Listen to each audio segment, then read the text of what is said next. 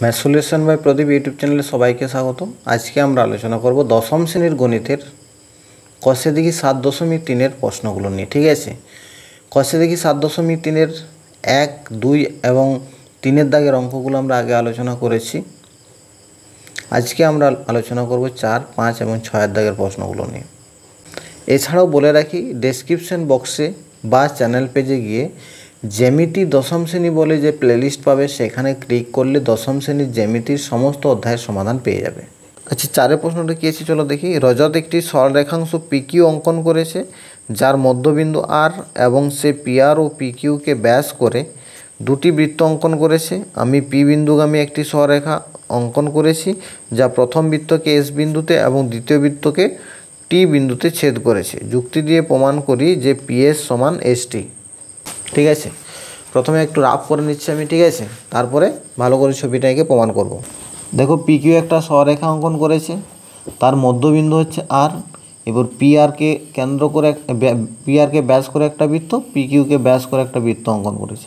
এবার পি বিন্দুগামী সরলরেখা অঙ্কন করা হয়েছে, যেটাকে প্রথম বৃত্তকে এস, দ্বিতীয় বিন্দুকে টি বিন্দুতে ছেদ করেছে। তাহলে আমাকে প্রমাণ করতে হবে পিএস সমান এসটি। ঠিক আছে, এটা হচ্ছে ছবি হবে। তো চলো ছবিটা ভালো করে এঁকে নিই। আর প্রদত্তটা কী হবে, প্রশ্নে যেটা দেওয়া আছে সেটাই প্রদত্ত বা স্বীকার্য বিষয়। তারপর আমাদেরকে যেটা প্রমাণ করতে বলেছে, অর্থাৎ পিএস সমান এসটি, এটা হবে প্রামাণ্য বিষয়। তারপর যদি অঙ্কনের প্রয়োজন হয় তাহলে অঙ্কন লিখতে হবে, তারপরে প্রমাণ। উপপাদ্য প্রমাণের এগুলো ধাপ। প্রথমে ছবি আঁকতে হবে, তারপরে স্বীকার্য বিষয় বা প্রদত্ত বিষয় লিখতে হবে। ঠিক আছে, তারপরে লিখতে হবে তোমাকে প্রামাণ্য বিষয়। যদি অঙ্কনের প্রয়োজন হয় অঙ্কন লিখতে হবে, তারপরে প্রমাণ। তো পর্ব ধাপে ধাপে আমরা করে যাব। আগে ছবিটা এঁকে নিই চলো।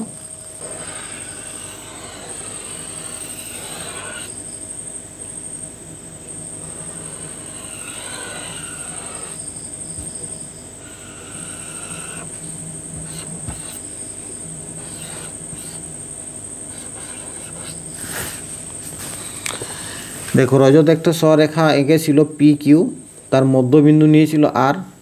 এই পি আরকে ব্যাস করে একটা বৃত্ত অঙ্কন করেছে, এই ছোট বৃত্তটা। আর পি কিউকে পি কিউকে ব্যাস করে একটা বৃত্ত অঙ্কন করেছে, অর্থাৎ বড় বৃত্তটা। এরপর পি বিন্দুগামী সরলরেখা অঙ্কন করেছে, যেটা কী হচ্ছে, এই প্রথম বৃত্তকে এস বিন্দুতে, দ্বিতীয় বৃত্তকে টি বিন্দুতে ছেদ করেছে। ঠিক আছে, আমাকে প্রমাণ করতে হবে কি না পিএস, অর্থাৎ এই বাহুটা সমানই এই বাহুটা, অর্থাৎ পিএস সমান এসটি, এটা আমাকে প্রমাণ করে দেখাতে হবে। ঠিক আছে, তাহলে প্রদত্ত বিষয় লিখব কি, যেটা আমার দেওয়া আছে সেটাই প্রদত্ত বিষয়।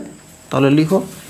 তাহলে প্রদত্ত বিষয় এটা তোমাদেরকে লিখতে হচ্ছে যে পিকিউ সরলরেখাংশের মধ্যবিন্দু আর, পিআর ও পিকিউকে ব্যাস করে দুটি বৃত্ত অঙ্কন করা হলো, অর্থাৎ পিআরকে ব্যাস করে ছোট বৃত্তটা, পিকিউকে ব্যাস করে বড় বৃত্তটা অঙ্কন করা হয়েছে। পি বিন্দুগামী সরলরেখাংশ, এই যে পি বিন্দুগামী সরলরেখাংশ বৃত্ত দুটিকে যথাক্রমে এস ও টি বিন্দুতে ছেদ করেছে, অর্থাৎ ছোট বৃত্তটাকে এস বিন্দুতে আর বড় বৃত্তটাকে টি বিন্দুতে এই সরলরেখাংশটা ছেদ করেছে। এরপরে আমরা লিখব প্রামাণ্য বিষয়। কি আমাদের প্রমাণ করতে বলেছে, প্রামাণ্যতে লিখবে প্রামাণ্য। এই প্রামাণ্য বিষয়ে লিখবে কি পিএস সমান এসটি, এটা আমাদের প্রমাণ করতে বলেছে যে পিএস সমান এসটি প্রমাণ করো। এরপর আমরা একটু অঙ্কন করব। ঠিক আছে, কি অঙ্কন করব দেখো, এখানে আমরা এস আর এবং টি কিউ যোগ করে দেবো। ঠিক আছে, তাহলে কি করলাম আমরা না, এস আর ও টি কিউ যুক্ত করা হলো।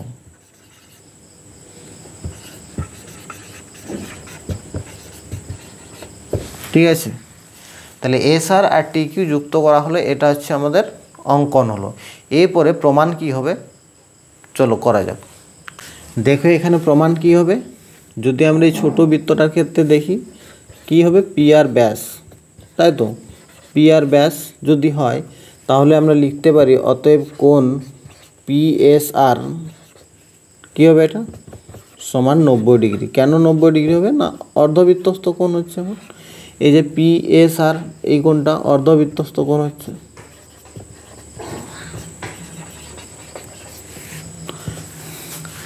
আবার দেখো, যখন আবার পি কিউ, এটাও একটা ব্যাস, বড় বৃত্তটার ব্যাস পি কিউ, তাই না। অতএব আমরা লিখতে পারি কোণ পিটি কিউ সমান 90 ডিগ্রি। কেন 90 ডিগ্রি, কারণ অর্ধবৃত্তস্থ কোণ,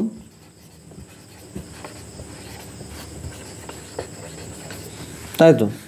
তাহলে দেখো এটাও 90 ডিগ্রি পেলাম, এটাও 90 ডিগ্রি পেলাম। তাহলে দেখো এটা যদি 90 ডিগ্রি পায়, আবার এই কোণটাও যদি 90 ডিগ্রি পায়, তাহলে আমরা বলতে পারি যে অতএব এস আর সমান্তরাল টি কিউ। কারণ কি না, এই দুটো কোণ দেখো অনুরূপ কোণ হয়ে গেল। আমরা জানি যে কোনো সমান্তরাল সরলরেখাকে যদি একটা ছেদক বা ভেদক ছেদ করে, তাহলে কি হবে, যে অনুরূপ কোণগুলো সমান হবে। অর্থাৎ এই অনুরূপ কোণগুলো যদি সমান হয়, তাহলে এই দুটো সরলরেখা আমার সমান্তরাল হবে। তাহলে এখানেও দেখো যদি অনুরূপ কোণ এগুলো হচ্ছে, তাহলে এগুলো সমান্তরাল হবে। ঠিক আছে, তাহলে এটা হলো। এরপর তা আমরা লিখতে পারি, দেখো ত্রিভুজ পি কিউ টি, ত্রিভুজ পি কিউ টি এর দেখো আর হচ্ছে কি, আর হলো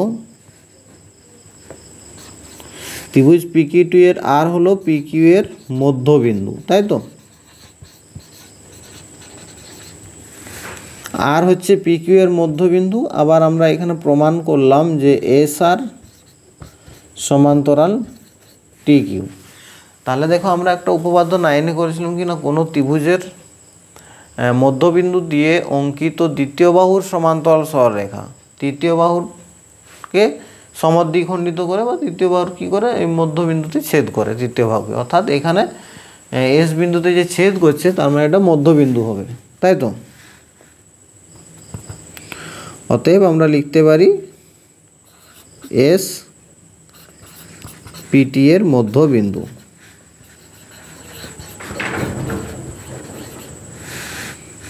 কেন মধ্যবিন্দু, এটা একটু লিখে দিবে।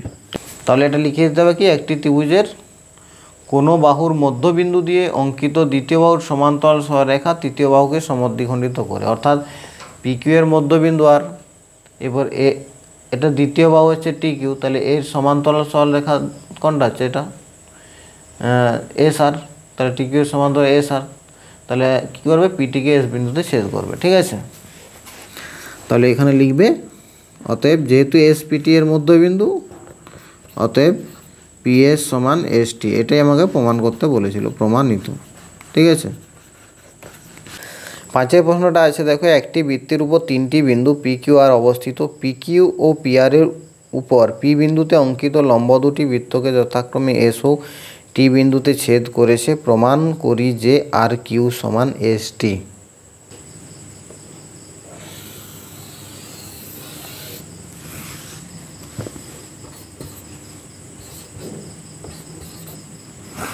একটি বৃত্তের উপর অবস্থিত পি কিউ আর অবস্থিত। পি কিউ পি আর এর উপর পি বিন্দুতে অঙ্কিত লম্ব দুটি বৃত্তকে যথাক্রমে এস ও টি বিন্দুতে ছেদ করেছে।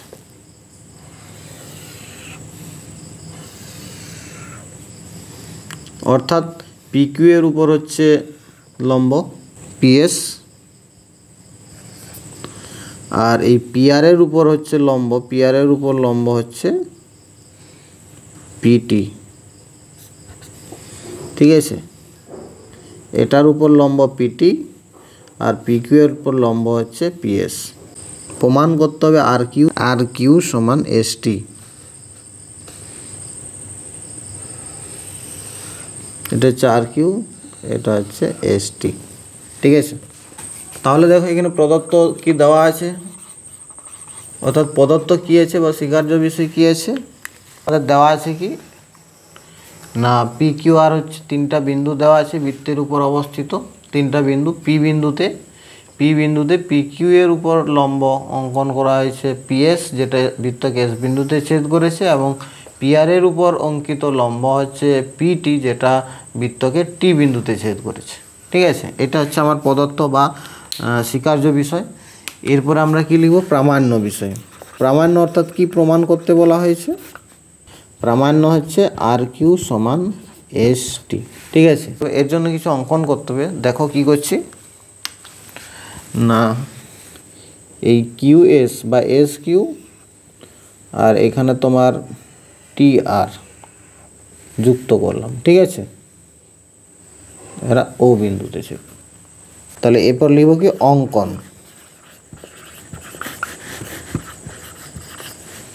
কি অঙ্কন করলাম, যে কিউ এস ও টি আর যুক্ত করা হলো। এরপর প্রমাণ করব। চলো দেখো যখন পিকিউর উপর যে লম্বটা অঙ্কন করা হয়েছে অর্থাৎ পিএস, তার মানে এটা 90 ডিগ্রি হবে। আবার আমরা জানি অর্ধবৃত্তস্থ কোণ এক সমকোণ হয়, তাহলে এটা যদি অর্ধবৃত্তস্থ কোণ হয় তাহলে কি হবে, কিউএসটা হচ্ছে বৃত্তের ব্যাস। আবার দেখো এই পিআরের উপর দেখো আমরা লম্ব অঙ্কন করেছি, পিআরের উপর কি পিটি, তাই তো, তাহলে এটা 90 ডিগ্রি হবে। আবার যেহেতু অর্ধবৃত্তস্থ কোণ এক সমকোণ হয় তাহলে পিআরটি বা আরটিটাও ব্যাস হচ্ছে বৃত্তের। তাহলে দেখো কিউএস এবং আরটি দুটো ব্যাস পরস্পরকে ও বিন্দুতে ছেদ করেছে, তার মানে ওটা হচ্ছে বৃত্তের কেন্দ্র, এটা লিখব, ঠিক আছে। কোণ কিউপিএস সমান 90 ডিগ্রি। কেন 90 ডিগ্রি? না, যেহেতু পিএস লম্ব পিকিউ, ঠিক আছে, কারণ এই পিএসটা বা এসপিটা লম্ব পিকিউর উপর। আবার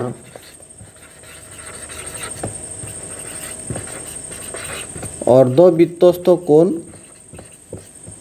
এক সমকোণ, অর্ধবৃত্তস্থ কোণ এক সমকোণ বা 90 ডিগ্রি, তাহলে এটাও অর্ধবৃত্তস্থ কোণ হচ্ছে। অতএব এটা যদি অর্ধবৃত্তস্থ কোণ হয়, অতএব আমরা বলতে পারি যে কিউএস বৃত্তের ব্যাস, ঠিক আছে। আবার দেখো কোণ, আবার এই কোণটা দেখো এই পিআরের উপর অবস্থিত এই কোণটা, অর্থাৎ আরপিটি বা টিপিআর, অর্থাৎ কোণ টিপিআর সমান 90 ডিগ্রি। কেন? একই কারণ, পিটি লম্ব পিআর, পিটি লম্ব পিআর 90 ডিগ্রি, ঠিক আছে। আবার যেহেতু অর্ধবৃত্তস্থ কোণ এক সমকোণ,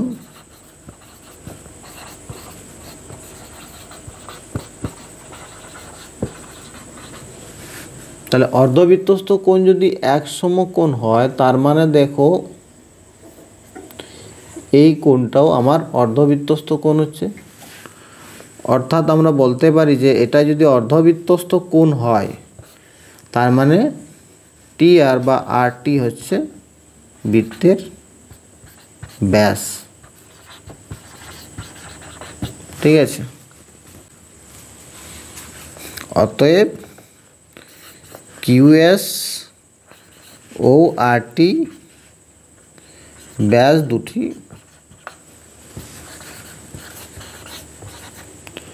পরস্পরকে ও বিন্দুতে ছেদ করেছে।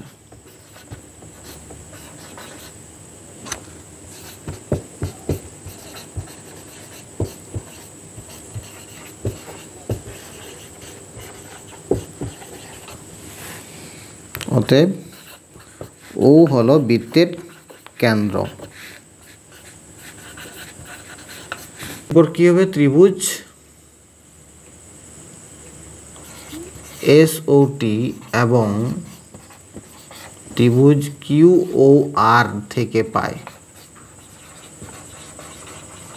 দেখো এই ত্রিভুজটা থেকে কি পাচ্ছি আমি, না ওটি সমান ও আর, ওটি বা টিও সমানই ও আর। কেন? একই বৃত্তের ব্যাসার্ধ।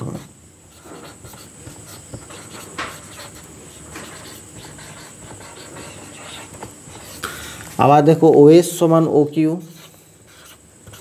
ওএস সমান O Q, OS সমানই O Q, একই বৃত্তের ব্যাসার্ধ।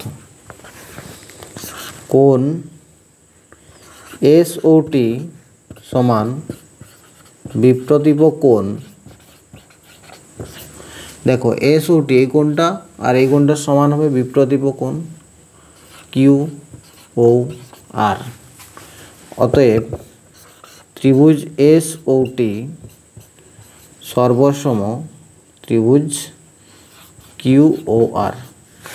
অর্থাৎ আমরা এখানে দুটা বাহু এবং একটা কোণ এস এস এ শর্ত অনুযায়ী এই দুটো ত্রিভুজ কী হলো, এই দুটো ত্রিভুজ সর্বসম, ঠিক আছে। অতএব দুটা ত্রিভুজ সর্বসম হলে আমরা লিখতে পারি যে আর কিউ সমানেই এস টি, অনুরূপ বাহু। সর্বসম ত্রিভুজের অনুরূপ বাহু সমান হয়, অর্থাৎ এটার সঙ্গে এটার সমান, তাহলে আর কিউ সমান এস টি প্রমাণিত। বোঝা গেল? 6 প্রশ্নটা আছে দেখো, এবিসি একটি সূক্ষ্মকোণী ত্রিভুজ। এবিসি ত্রিভুজের পরিবৃত্তের ব্যাস এপি, বিই ও সিএফ যথাক্রমে এসি ও এবি বাহুর উপর লম্ব এবং তারা পরস্পরকে কিউ বিন্দুতে ছেদ করে। প্রমাণ করি যে বিপি সিকিউ একটি সামান্তরিক। ঠিক আছে,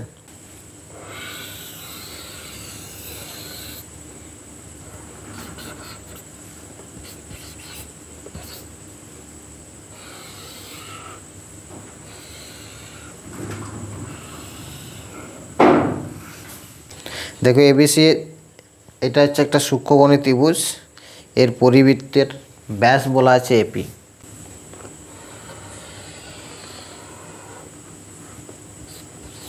বিই সিএফ যথাক্রমে এসি ও এবি বাহুর উপর লম্ব, বিই সিএফ ও এবি বাহুর উপর লম্ব, তাহলে বিই থেকে লম্ব অঙ্কন করা হচ্ছে, এখানে হচ্ছে বিই আর এখান থেকে হচ্ছে সিএফ।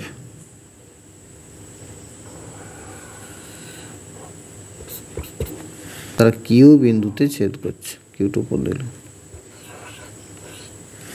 দেখো এ বি সি একটা সূক্ষ্মকোণী ত্রিভুজ, আর এই ত্রিভুজের পরিবৃত্তের ব্যাস হচ্ছে এপি। ঠিক আছে, এরপর বি হচ্ছে এসি বাহুর উপর লম্ব, সিএফ হচ্ছে এবি বাহুর উপর লম্ব। বিপি সিকিউ একটা সামান্তরিক, এটা আমাকে প্রমাণ করে দেখাতে হবে। ঠিক আছে, তাহলে প্রথমে প্রদত্ত লিখব।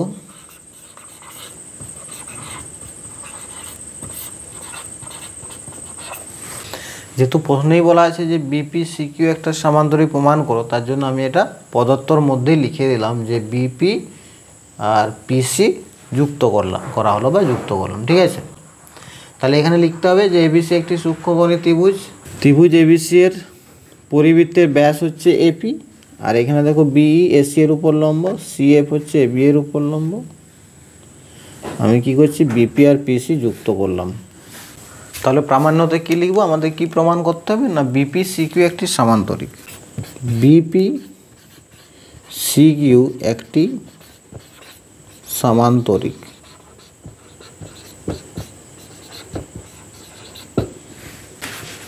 দেখো এটা হচ্ছে আমার 90 ডিগ্রি, যেহেতু সিএফটা এবি এর উপর লম্ব। আবার দেখো এই কোণটাও 90 ডিগ্রি, কেন না এ বিপি এটা হচ্ছে আমার অর্ধবৃত্তস্থ কোণ, যেহেতু এপিটা ব্যাস দেওয়া আছে পরিবৃত্তের ব্যাস, তাই না? তাহলে দুটোই যদি 90 ডিগ্রি কোণ হয়, সরেখার উপর যদি দুটো সরেখা দণ্ডায়মান হয় এবং দুটোরই এই সামনের দিকের কোণগুলো যদি 90 ডিগ্রি হয়, তাহলে কি হবে, দুটো সরেখার সমান্তরাল হবে। তার মানে আমরা এখান থেকে বলতে বিপি সমান্তরাল এফসি, তাই না? তাহলে ফার্স্ট আমরা কি করব না কোণ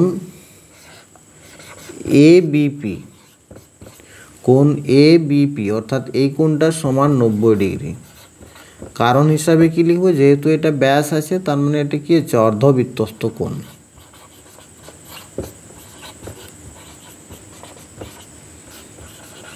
অর্ধবৃত্তস্থ কোণ। আবার কোণ সিএফবি লিখতে পারো বা বিএফসি লিখতে পারো, তাই না? সিএফবি সমান 90 ডিগ্রি। এটার কারণ হিসাবে কি লিখব, কারণ সিএফ লম্ব এবি, এটা বলা আছে যে সিএফটা এবির উপর লম্ব। তাহলে দেখো একই সরেখার উপর পাশাপাশি কোণগুলো দেখো দুটো 90 ডিগ্রি যদি হয়, তার মানে এই দুটো সমান্তরাল হবে, তার মানে এফসি আমরা লিখতে পারি। অতএব এফসি সমান্তরাল বিপি। অতএব এখান থেকে লিখতে পারি এফসিটাকে আবার কিউসি লিখতে পারি, কিউসি সমান্তরাল বিপি। ঠিক আছে, একই রকমভাবে দেখো এসিপি, এসিপি অর্থাৎ এই কোণটা হবে আমার 90 ডিগ্রি, অর্ধবৃত্তস্থ কোণ হচ্ছে। আবার কোণ এসিপি সমান 90 ডিগ্রি। ঠিক আছে, তাহলে এসিপি 90 ডিগ্রি, কারণ কি অর্ধবৃত্তস্থ কোণ।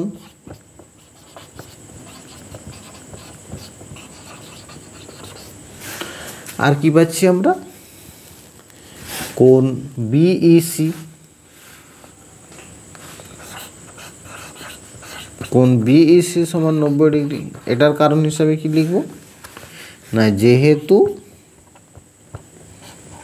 বিই লম্ব এসি, তাই না, এই বিটা এসির উপর লম্ব। একই রকমভাবে যদি আবার এটাও 90 ডিগ্রি হয়, আবার এটাও 90 ডিগ্রি, তার মানে এই দুটো সরলরেখা সমান্তরাল হবে। অতএব আমরা বলতে পারি যে বিই সমান্তরাল পিসি, অর্থাৎ কি হবে, এই বিই মানেই তোমার হচ্ছে বি কিউ, তাই না, বি কিউ সমান্তরাল পিসি। তাহলে এখানে আমরা কি পেলাম, কিউসি সমান্তরাল বিপি, অর্থাৎ কিউসি সমান্তরাল বিপি। আর এখানে কি পেলাম না, বি কিউ সমান্তরাল পিসি। অতএব আমরা লিখে দেব যে বিপি সি কিউ একটি সমান্তরিক।